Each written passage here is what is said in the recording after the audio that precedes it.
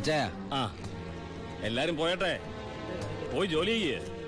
പറയേ. ഏട്ടന്റെ പേരിലുള്ള ആ കേസിന് ഇനി കോടതി വിധിയെ മാത്രം പേടിച്ചാൽ മതി. അതെനിക്കറിയാം. ഇനി ഈ തൊഴിൽ വേണ്ട. അങ്ങനെ പെട്ടെന്ന് അവസാനിപ്പിക്കാൻ പറ്റുന്നല്ലേ ഈ പണി? ഒരുപാട് കമ്മിറ്റ്മെന്റ്സ് ഉണ്ട്. ആരോട്? അതൊന്നും പറഞ്ഞാൽ നിനക്ക് മനസ്സിലാവില്ല.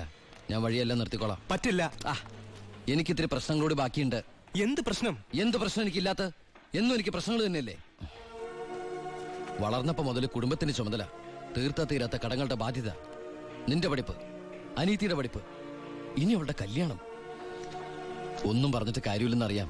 ആ കറിയാച്ചന്റെ കടവെങ്കിലും തീർത്താ നിർത്തിക്കോളാം ഞാനെല്ലാം. അതൊന്നും എനിക്ക് കേൾക്കണ്ട. പിന്നെ എന്താ നിനക്ക് കേൾക്കേണ്ടത്? നീ തീർക്കുവാ കടം. അയാൾക്ക് അരമാസത്തെ പലിശ കൊടുക്കാൻ തികയല്ലോ നിനക്ക് കിട്ടുന്ന ശമ്പളം. വേണ്ട, പറഞ്ഞ ചിലപ്പോ കൂടിപ്പോവും. ഇനി ഞാനായിട്ട് നിനക്കൊരു പ്രശ്നം ഉണ്ടാക്കില്ല. പോരെ? പോരാ. എനിക്കിത് നാണക്കേടാ. ഡിപ്പാർട്ട്മെന്റ് മുന്നിലും പബ്ലിക്കിന്റെ മുന്നിലും എന്റെ ഏട്ടൻ ഒരു കള്ളനാണെന്ന് പറയുന്നത് എനിക്ക് കുറച്ചില്ല.